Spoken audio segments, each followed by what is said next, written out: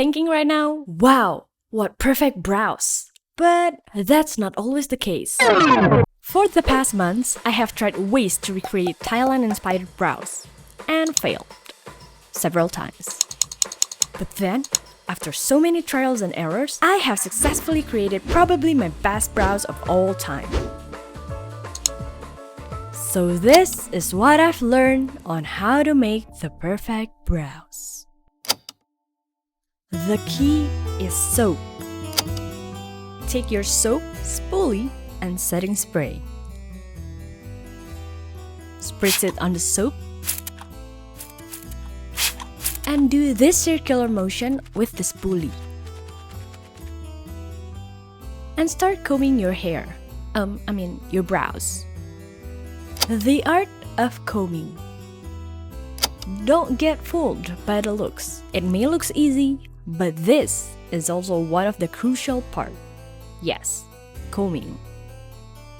I like to start by parting my brows into 3 sections. First third, always upwards.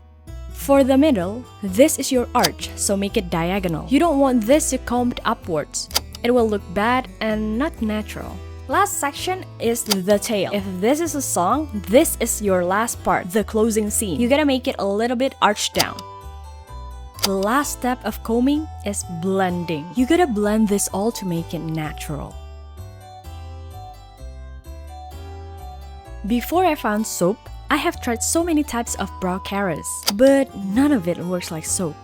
The work time is actually so much better. With brow carers, it will set super quickly and you can shape it well. With soap, however, you can shape it however you want. And if it dries quickly, you can just simply add more water or setting spray. It is the best option so far. Part 3. Filling in. With this type of brows, you don't need to fill it all in, just the part where you need it. And the most important for me is the tail. I use brow pomade. I used to think brow pomade is kinda useless and I preferred pencil. I was wrong. This product works so amazing and it can mimic the brow strokes, making it look super natural. After this, you can use powder and some concealers. And basically you're done. I know, this is not for the beginners, but trust me, once you tried this technique, you will not regret it.